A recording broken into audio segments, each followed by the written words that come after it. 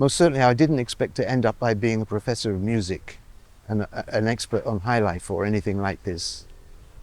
We call it Crabia. Yes. It was largely a product of the Fantis, the Akans and the Gars, and to a lesser extent the Eves. And it took their indigenous music and combined it with Western ideas, because it was colonial times, we're talking during the colonial system. So they borrowed the harmonies, some of the instruments, the brass bands, the guitars and so on, trumpets, from the Europeans, and the missionaries introduced Western harmonies. So there was a Western influence in Highlife. So it's you can say the bedrock was African.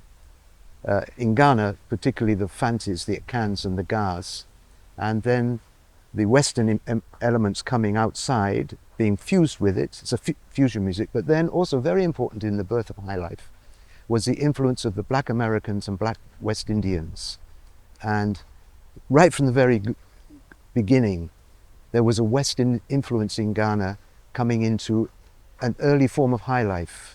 Because the word Highlife wasn't invented till the 1920s. But we had styles of music which predate Highlife. One was called Adaha music from the Fantis, and the other was called Osabisaba, also from the Fantis.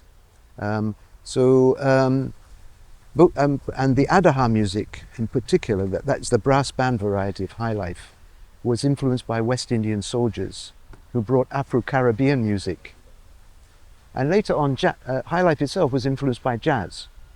So you can see that I would say that Highlife was born in Ghana, has got some pan-West African roots to it, connections, and is a combination of the African bass line, the roots if you want to put it that way, Western imports, and also a big influence from the Black Americas, both United States and the Caribbean.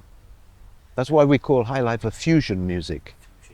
It's a combination of the African, the Western, and the Black Americas. But born in Ghana, born in West Africa. Yeah. I was very lucky